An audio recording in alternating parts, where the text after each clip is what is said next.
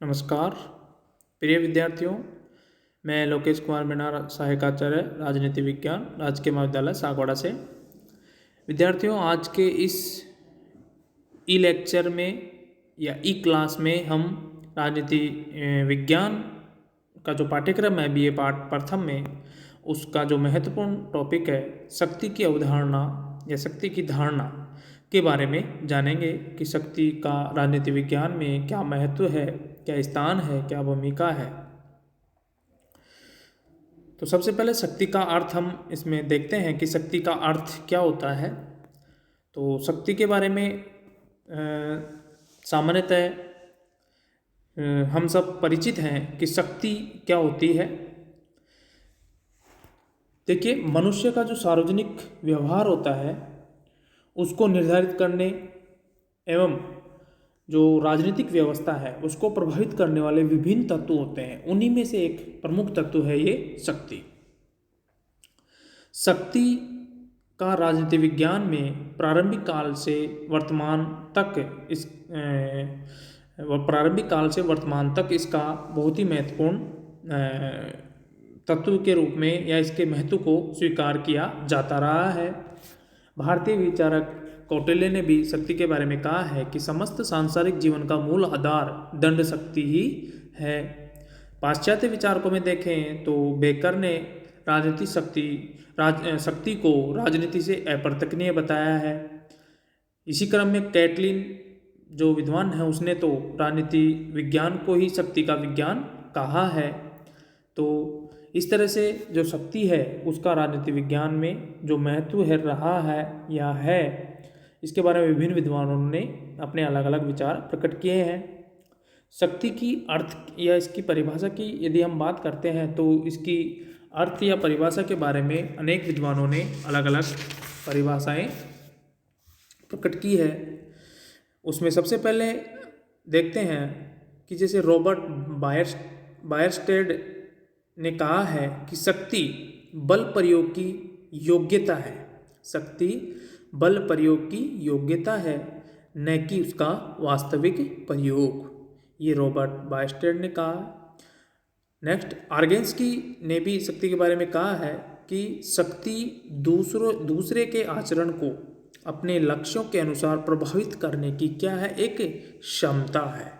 तो आर्गेन्स्की के अनुसार शक्ति क्या है, एक क्षमता है जिसके द्वारा दूसरों के आचरण को अपने लक्ष्यों के अनुसार क्या किया जाता है, प्रभावित किया जाता है।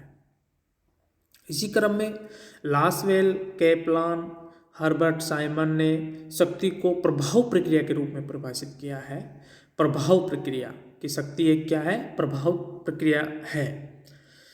मैकाइवर ने भी शक्ति के बारे में कहा है कि शक्ति होने से हमारा अर्थ व्यक्तियों के व्यवहार को नियंत्रित करने, विनियमित करने या निर्देशित करने की क्षमता से है। तो मैकाइवर के अनुसार शक्ति क्या है कि शक्ति व्यक्तियों के व्यवहार को नियंत्रित करने, विनियमित करने या निर्देशित करने की क्या है, एक क्षमता है। तो मैकाइवर ने भी शक्ति को एक क्षमता बताया है जिसके द्वारा व्यक्तियों के व्यवहार को नियंत्रित, विनियमित या निर्देशित किया जा सकता है, जिस प्रकार आर्गेन्स्की ने कहा है। तो इस प्रकार जो ये विभिन्न विद्वान शक्ति की परिभाषा या शक्ति का अर्थ बता रहे हैं, उनके अनुसार हम ये मान सकते हैं कि शक्ति एक प्रभाव प्रक्रिया है या प्रभाव के रूप में इसको मान सकते हैं, जिसके द्वारा हम दूसरों के व्यवहार को नियंत्रित, निर्देशित या विनियमित या प्रभावित या अपने लक्ष्यों के अनुरूप हम उनको नियंत्रित कर सकते हैं। राजनीतिक शक्ति के संबंध में ये तीन बातें हम कही जा सकती है, देखी जा सकती है कि राजनीतिक शक्ति जो है धारण करने वालों में उच्च अधीनस्थ संबंध प्रकट होना स्वाभाविक है। राजनीतिक शक्ति को धारण करने वालों में उच्च और अधीनस्थ का जो संबंध है वो प्रकट जरूर इसमें होता है। यानी एक तो शक्ति मतलब आदेश देने वाला और इसके उसका पालना करने वाला, यानी उच्च और अधीनस्थ का संबंध इसमें प्रकट होना स्वाभाविक है। दूसरी बात क्या कही जा सकती है कि राजनीतिक शक्ति का प्रयोग अंततोगत्वा सामान्य जनता पर होता है और उसे सत्ता का प्रयोग करने वालों की बात माननी होती है। जो शक्ति है उसका प्रयोग किसके ऊपर होता है? जनता पर होता है, और जो सत्ता में रहते हैं वो शक्ति का प्रयोग करते हैं और उसकी बात जनता को माननी पड़ती है। नेक्स्ट, राजनीतिक शक्ति मनोवैज्ञानिक संबंध प्रकट करती है, न कि भौतिक संबंध। जो शक्ति होती है वो कैसे संबंध प्रकट करती है? मनोवैज्ञानिक, न कि भौतिक संबंध। तो इस प्रकार शक्ति का अर्थ हमने देखा। आगे हम देखते हैं कि शक्ति जो है उसका बल, प्रभाव और सत्ता के साथ क्या उसके भेद हैं, क्या अंतर है? यानी बल, प्रभाव और सत्ता से शक्ति का क्या अंतर है? सबसे पहले शक्ति और बल। शक्ति और बल में क्या अंतर है वो देखते हैं। तो शक्ति और बल में क्या होता है? अंतर होता है। शक्ति और बल एक नहीं है, सबसे पहला। दूसरा, शक्ति प्रच्छन्न बल है। शक्ति क्या है? प्रच्छन्न बल है, और बल क्या है? प्रकट शक्ति है। ये अंतर है। यानी जो शक्ति होती है वो क्या है? प्रच्छन्न बल है, और बल क्या है? प्रकट शक्ति है। नेक्स्ट, शक्ति अप्रकट तत्व है, जबकि बल क्या है? प्रकट तत्व है। यानी जो बल है वह शक्ति का क्या है? एक रूप है, किंतु बल शक्ति नहीं है। यानी जो बल और शक्ति में जो परस्पर संबंध हम देखते हैं या अंतर जो देखते हैं, तो क्या है कि शक्ति जो क्या होती है? प्रच्छन्न बल है एक तरीके से। यानी ऐसा बल जो दिखाई दे रहा है, प्रच्छन्न बल। और बल क्या है? प्रकट शक्ति है। तो इस प्रकार ये दोनों में अंतर है। ये जो शक्ति है,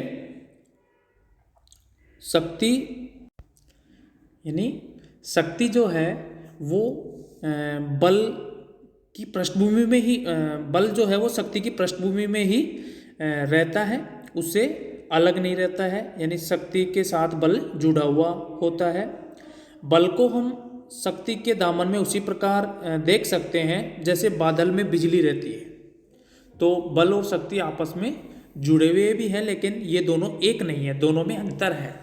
बल तो क्या है? प्रकट शक्ति है, और शक्ति क्या है? प्रच्छन्न बल है।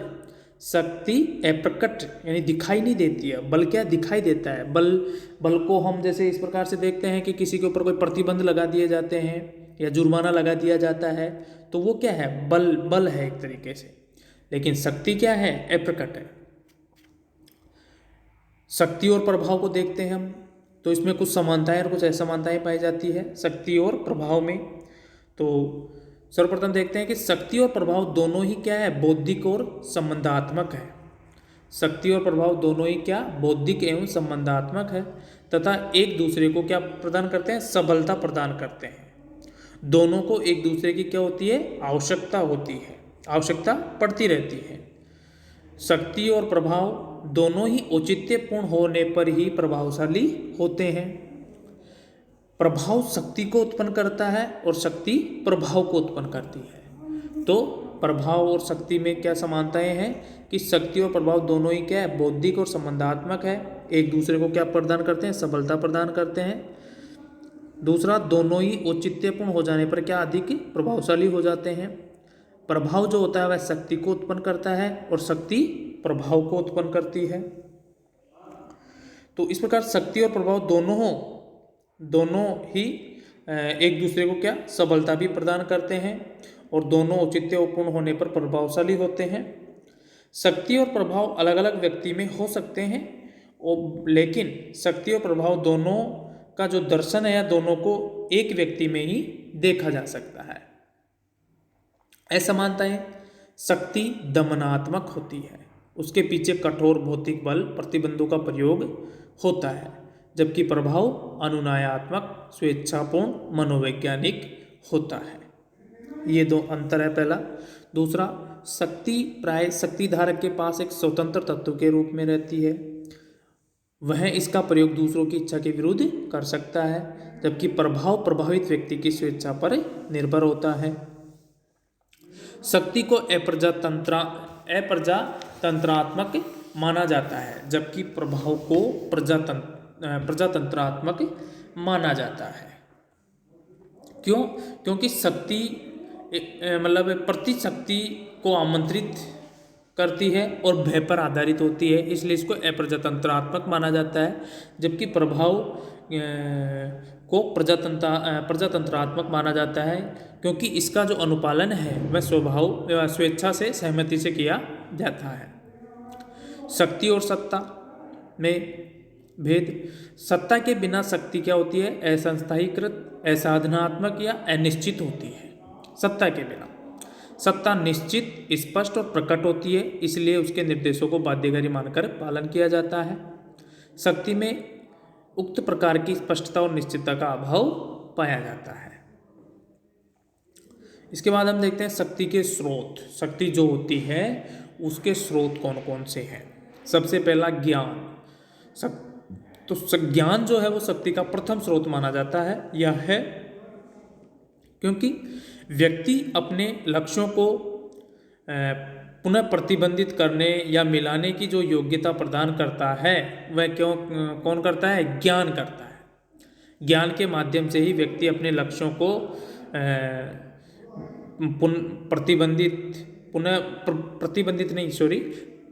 प्रबंधित लक्ष्यों को प्रबंधित या मिलाने की जो योग्यता उसमें आती है वह किसके माध्यम से आती है? ज्ञान के माध्यम से आती है।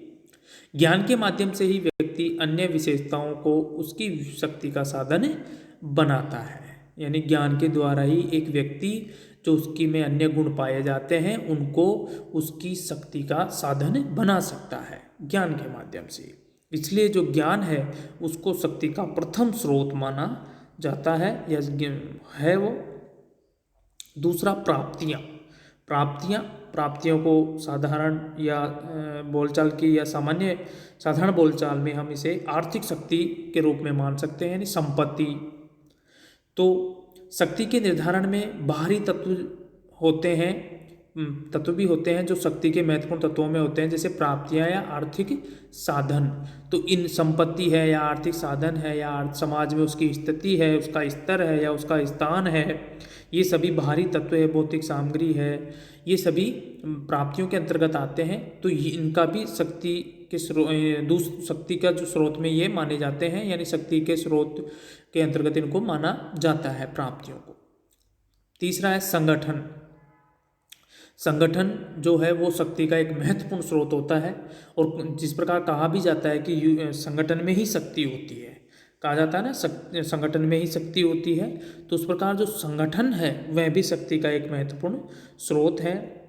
जब विभिन्न प्रतिद्वंदितापूर्ण इकाइयाँ आपस में मिलकर एक संघ बना लेती है तो वे उनकी शक्ति बहुत अधिक बढ़ जाती है। जिस प्रकार हम देखते हैं वर्तमान में मजदूर संघ बने हुए हैं, व्यापारिक संघ बने हुए हैं, वे सभी इसके उदाहरण के रूप में इनको हम दे सकते हैं। नेक्स्ट है आकार। शक्ति का जो स्रोत है वो नेक्स्ट क्या है? आकार। शक्ति के स्रोतों में आकार को भी महत्वपूर्ण माना जाता है या होता है। सामान्यतः माना भी जाता है कि संगठन का आकार यदि बड़ा है तो वह ज़्यादा शक्तिशाली होगा और छोटा है तो कमजोर होगा। तो आकार जो है वह भी शक्ति का एक स्रोत है। अन्य स्रोतों में हम देखते हैं कि शक्ति के जो अन्य स्रोत हैं उनमें विश्वास और सत्ता, ये भी शक्ति के स्रोत होते हैं। शक्ति के प्रकार। शक्ति के प्रकारों में हम देखते हैं तो मैक्स वेबर जो है प्रमुख एक विद्वान है। मैक्स वेबर ने केवल औचित्यपूर्ण शक्ति का अध्ययन किया है, उसे वह क्या कहता है? सत्ता कहता है। वेबर ने इसके 3 प्रमुख रूप या प्रूफ बताए हैं। मैक्स वेबर ने शक्ति के 3 प्रमुख रूप बताए हैं। कानूनी या वैधानिक। जब अधीनस्थ लोग शक्तिवान व्यक्तियों द्वारा निर्मित कानूनों, निर्देशों, डिक्रियों की वैधानिकता में विश्वास करते हैं तो वह क्या होती है? वैधानिक होती है। उसे कानूनी या वैधानिक शक्ति हम सत्ता मान सकते हैं। औचित्यपूर्ण शक्ति यानी मैक्स वेबर है जो शक्ति केवल औचित्यपूर्ण जो शक्ति है उसी का अध्ययन करता है और उसके 3 प्रकार उसने बताए हैं। कानूनी या वैधानिक पहला, दूसरा परंपरागत। जब शक्तिवान या शक्तिशाली लोगों द्वारा प्रसारित जो आदेश होते हैं वे परंपरा के आधार पर पवित्र होते हैं या पवित्र मानकर लोग उनकी पालना करते हैं तो वह परंपरागत शक्ति कहलाती है।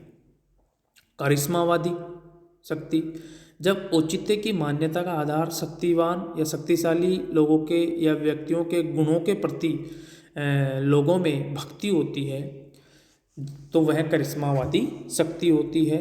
जब लोग शक्तिशाली शक्तिवान के व्यक्तिगत गुणों के प्रति उनमें भक्ति की भावना उनमें पाई जाती है या उनके नेतृत्व को दे लेकर या उनके प्रभाव से जब लोग प्रभावित होकर उनको उनके औचित्य की जो मान्यता है उसको मान लेते हैं तो वह कौन सी शक्ति होती है? करिश्मावादी शक्ति होती है। ये मैक्स वेबर ने बताया है। बायरस्टैंड ने भी शक्ति के प्रकार बताए हैं, 4 प्रकार बताए हैं।